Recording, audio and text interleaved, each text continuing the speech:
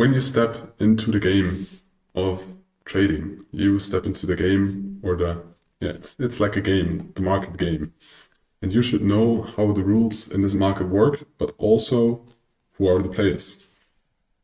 Because in this case, those players are your competitors, and those are the world's best talents. Best physics, best mathematics, best teachers, best philosophers even. You see in hedge funds very often, you see philosophers who are like, what the fuck do teachers or philosophers have to do with trading? It's not about their direct connection to trading or to the markets, but it's about the team and a team of different people thinking differently, because when you want to find an edge, you need an individual edge. You want to find new ways, you want to find new inefficiencies, and if you do the same as everybody does, it's more unlikely that you're gonna find an edge in this when you are a big player. But those players influence the market way more. We are more like the small fish that swim with the whale, but we are not the whale. So our goal or our edge is just to find small inefficiencies and use them for our own advantage.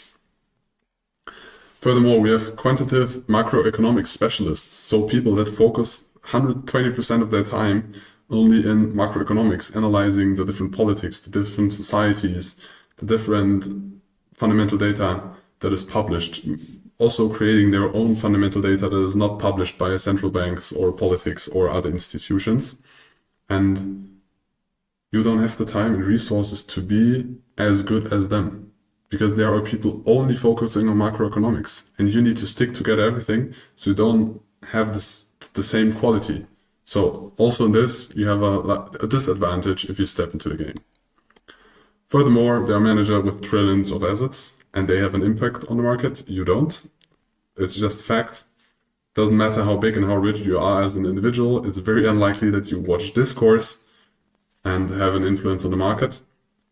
And those people have servers that are closer to the exchange, so the orders are faster. They have the capital to buy the smartest people. And they influence the markets. When they decide they're gonna buy one day, it's likely that they're gonna impact the market because they have so much capital. And we just try to hop on the train, take a little ride, and then hop off again. It's not our goal to have billions of assets and invest them in specific markets because our team decided that we do so. We just want to have like small, quick profits. That's all we need as individual traders.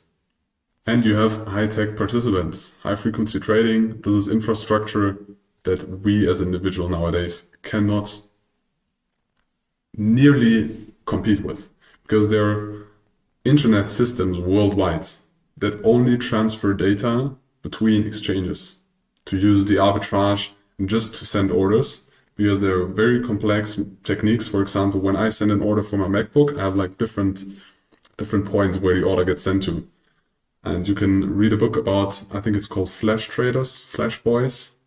They realized, okay, when I send an order to New York Stock Exchange, they could front run me. I mean, me as an individual, maybe not, but if it's a bigger institution and they are faster and they recognize, okay, I'm sending an order here from Europe to New York, and they are faster, they can buy the exact same amount or a little bit less of amount before me, rise the price, and then my order steps in and they sell it to me. And they just make a small profit, but they know that the order of a market buy, for example, already is on the way.